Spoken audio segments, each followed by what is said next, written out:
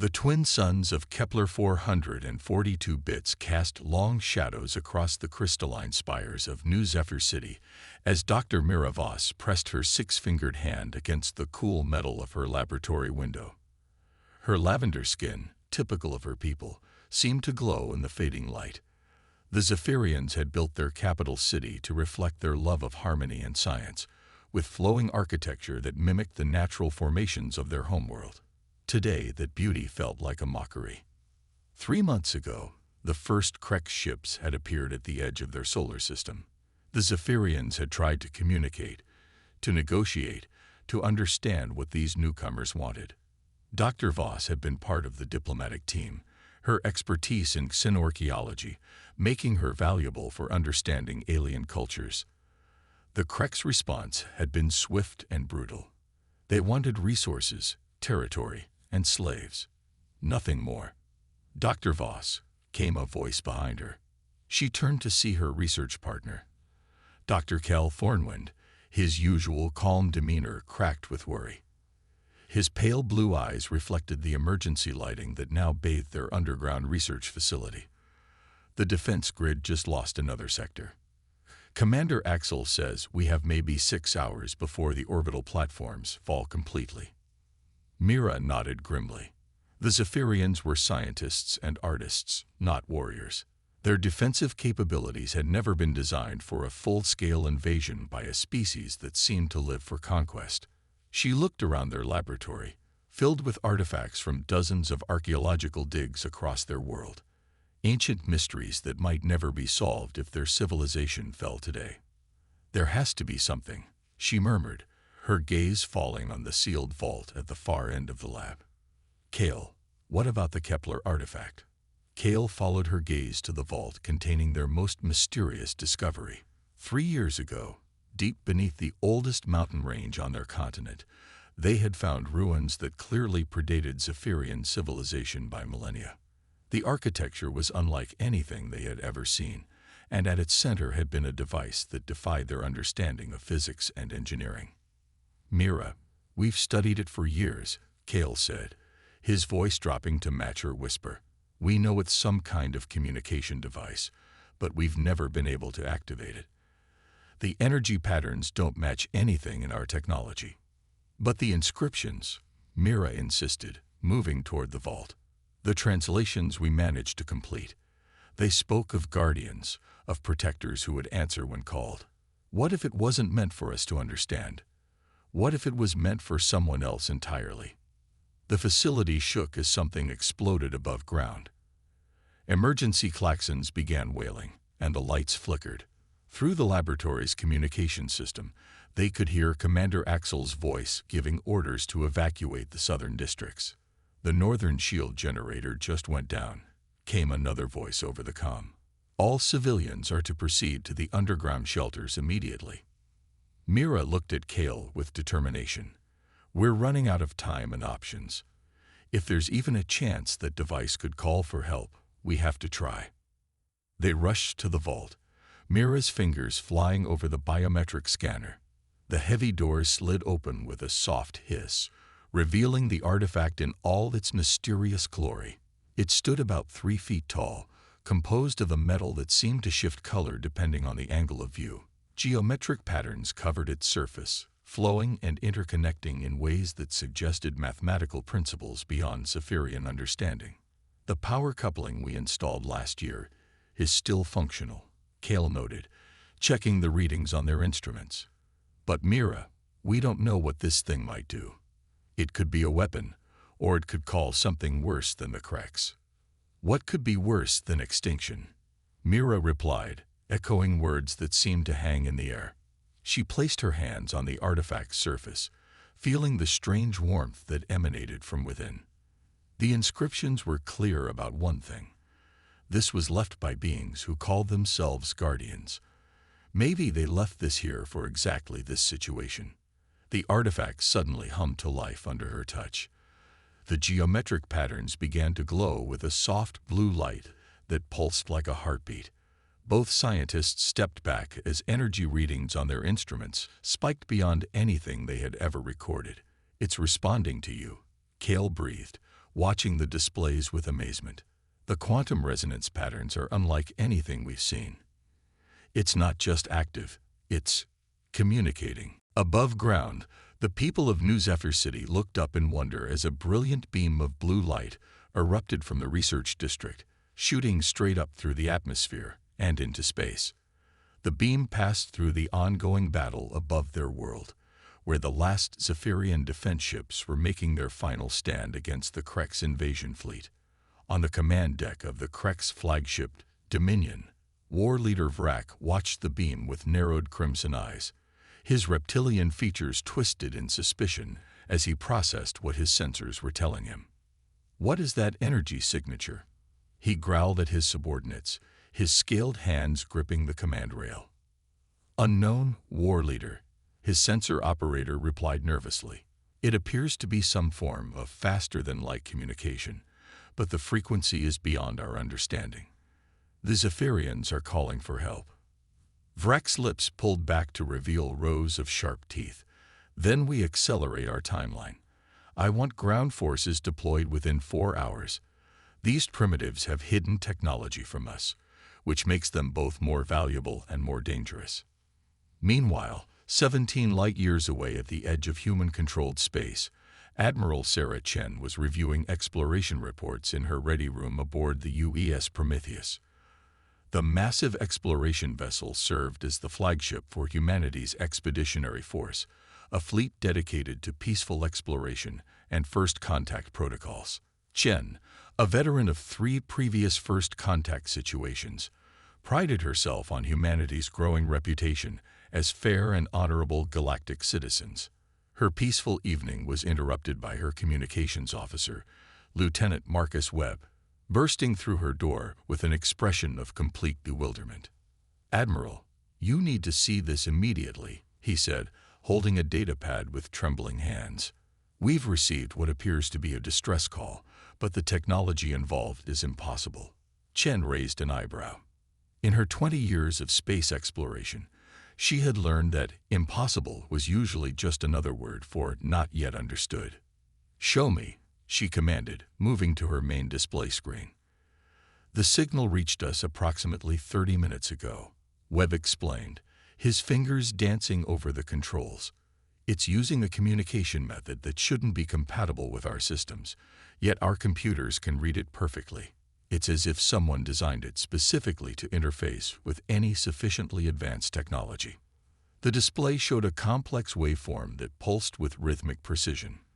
Below it, translated text appeared: URGNT. Civilization under attack. Extinction imminent. Guardians requested. Coordinates embedded. Chen studied the data with growing amazement. Where did this originate? "That's what's really strange, Admiral. The signal came from the Kepler 442 system, but our long-range sensors show no signs of any civilization there. However, the message includes quantum-encrypted star charts and basic information about the senders. They call themselves Zephyrians, and they claim to be under attack by something called the Krex Dominion. Have we ever encountered either species?" Chen asked, though she already knew the answer. "Negative, ma'am. But Admiral, there's something else. The signal contains data about the attacking force. If these readings are accurate, the Krex have a significant military fleet, but their technology appears to be roughly equivalent to our own. However, the communication device that sent this message is far beyond anything we've encountered." Chen stood silent for a moment, processing the implications.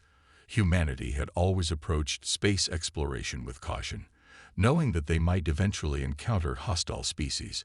They had built their fleets with both exploration and defense in mind. If someone was calling for guardians, and that call had somehow reached them across impossible distances, perhaps it was humanity's turn to answer. "Alert the fleet," she decided. "All ships are to prepare for immediate departure. Set course for the Kepler 442 system. Maximum warp speed." "Admiral," Webb said hesitantly, "that's nearly 17 light-years away. Even at maximum warp, it will take us almost a week to get there." "Then we'd better hope we're not too late," Chen replied. "And Lieutenant, send a message to Earth Command. Tell them we're responding to a first contact situation that may involve armed conflict. Request that Battle Group 7 be dispatched to provide support."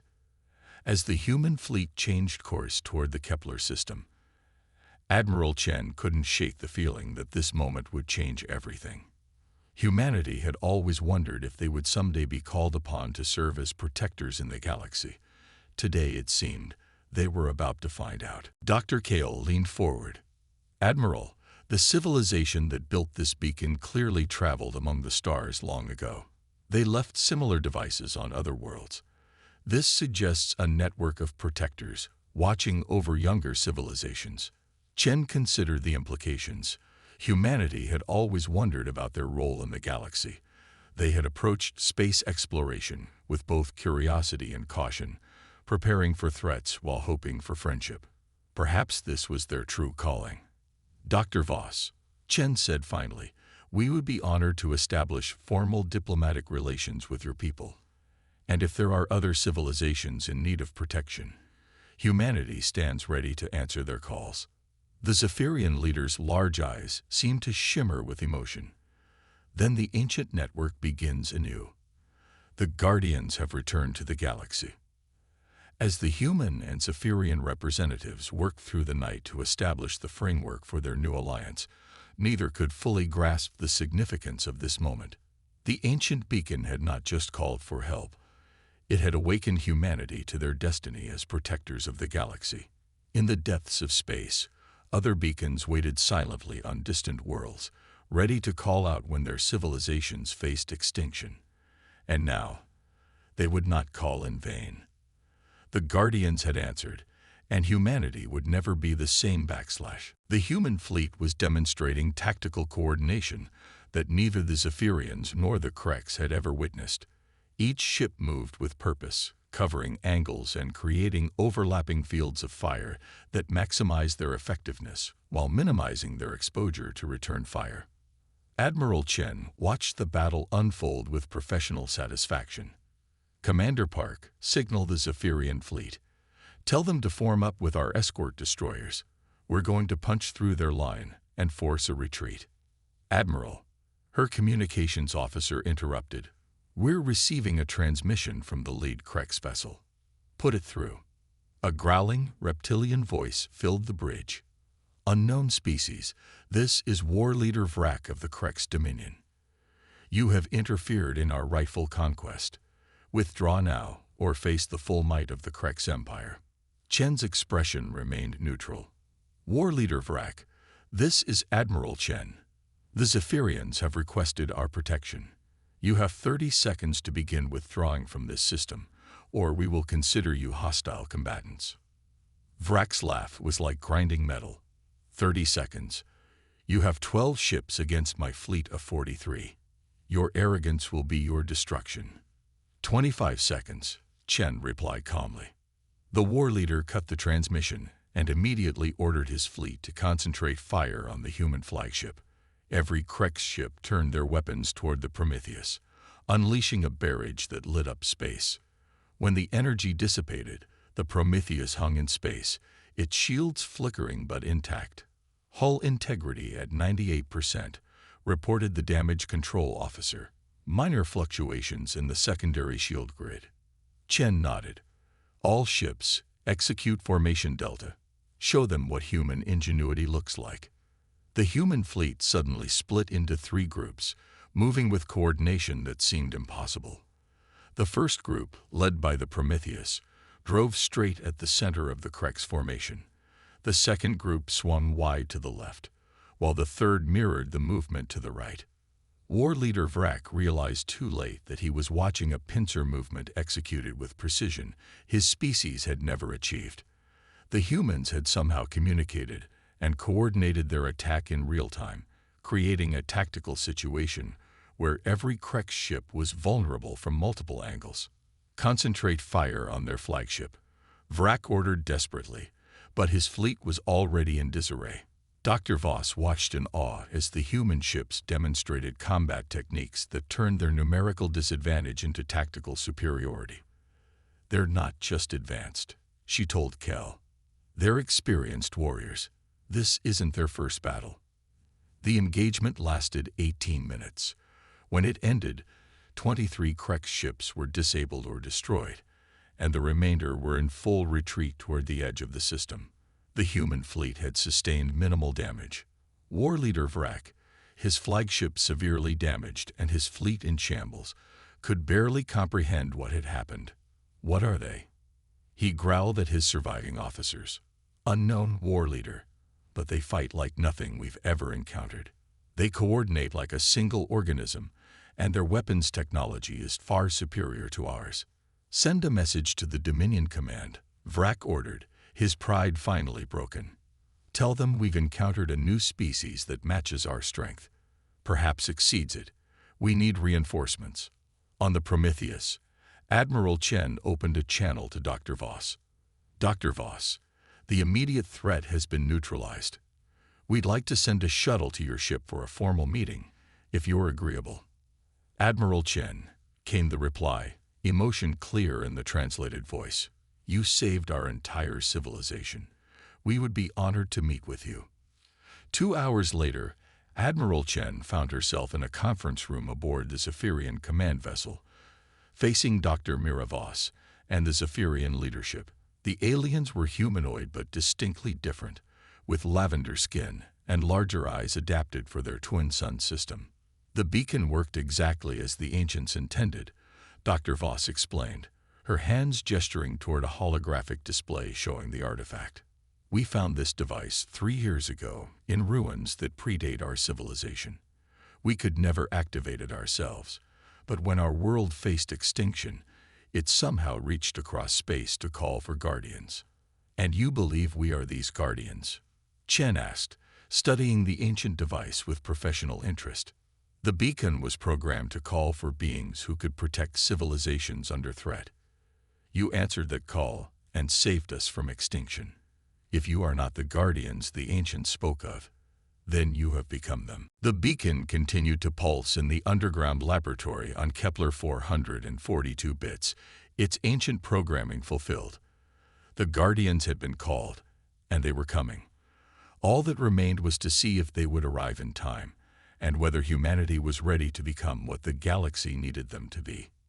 6 days after receiving the mysterious distress call, Admiral Sarah Chen stood on the bridge of the UES Prometheus as her fleet dropped out of warp at the edge of the Kepler 442 system. What they found exceeded their worst expectations. The third planet, which should have been a beautiful blue-green world according to their astronomical data, was surrounded by the fire and debris of ongoing warfare. Tactical report. Chen commanded, her voice steady despite the gravity of the situation. Commander David Park, her tactical officer, worked rapidly at his console. Admiral, I'm reading approximately 60 vessels in 2 distinct configurations. 43 appear to be attacking the smaller defensive force of 17 ships. The defenders are clearly outmatched. Life signs on the planet. Massive population centers. Admiral, billions of life forms, definitely sentient based on the energy signatures. The planet shows signs of orbital bombardment in several locations. Chen clenched her jaw. They had arrived in the middle of a massacre. Status of our fleet. All 12 ships reporting ready for combat, Admiral. The Prometheus, 4 heavy cruisers, 6 destroyers, and our support vessel. Battle Group 7 is still 3 days out. That's too long, Chen muttered, watching the tactical display as another defending ship exploded in brilliant fire. Open a channel to the defending fleet, all frequencies. Static filled the bridge speakers before a voice came through, translated by their universal communication protocols. Unknown vessels, this is Dr. Mira Voss of the Zephyrian Defense Command. We are under attack by the Krex Dominion. If you are here to help, we desperately need assistance. If you are here to join the attackers, know that we will fight until our last breath. Chen stepped forward, addressing the microphone with authority. Dr. Voss, this is Admiral Sarah Chen of the United Earth Expeditionary Force. We received your distress signal and have come to provide assistance. Hold your positions and prepare to be reinforced. The relief in the alien voice was unmistakable. You received the beacon. You are the guardians the ancients spoke of. We're here to help, Chen replied. That's enough for now. On the Krek's flagship, War Leader Vrak stared at the new arrivals with a mixture of rage and calculation. The newcomers' ships were sleek and powerful-looking, clearly advanced, but they were severely outnumbered. Identify those vessels, he commanded his crew. Unknown design, War Leader. They appear to be made of an advanced metal composite, and their energy signatures suggest weapons systems we don't recognize. Vrak's reptilian features twisted into what might have been a smile. 12 ships against my entire battle fleet. They're either very brave or very stupid. Target the newcomers. Show them the price of interfering with the Krek's dominion. The Krek's fleet turned toward the human ships, weapons charging. War Leader Vrak had conquered 17 star systems with brutal efficiency. He had never encountered a species that could match Krek's military might. Incoming weapons fire, Commander Park reported calmly. Defensive screens, Chen ordered. Let's see what we're dealing with. Energy beams and projectile weapons struck the human fleet's shields, creating brilliant displays of absorbed energy. The human ships didn't even shudder under the impact. Minimal damage to shields, Admiral. Their weapons technology appears to be roughly equivalent to our older systems from 20 years ago. Chen smiled grimly. Humanity had learned hard lessons during their expansion into space. Their ship designs incorporated defensive systems that could absorb tremendous punishment, and their weapons had been refined through years of preparing for exactly this type of encounter. All ships, return fire. Targeted strikes only. Disable their weapons and engines when possible. The human response was precise and devastating. Blue energy beams lanced out from the human fleet, striking Krek's vessels with surgical accuracy. Where the Krek's weapons had barely scratched human shields, the human weapons cut through Krek's defenses like paper.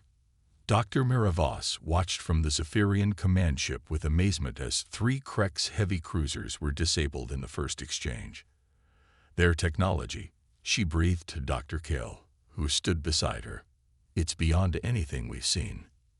Not beyond the Krek's, Kale observed. Beyond everyone. Look at their ship movements.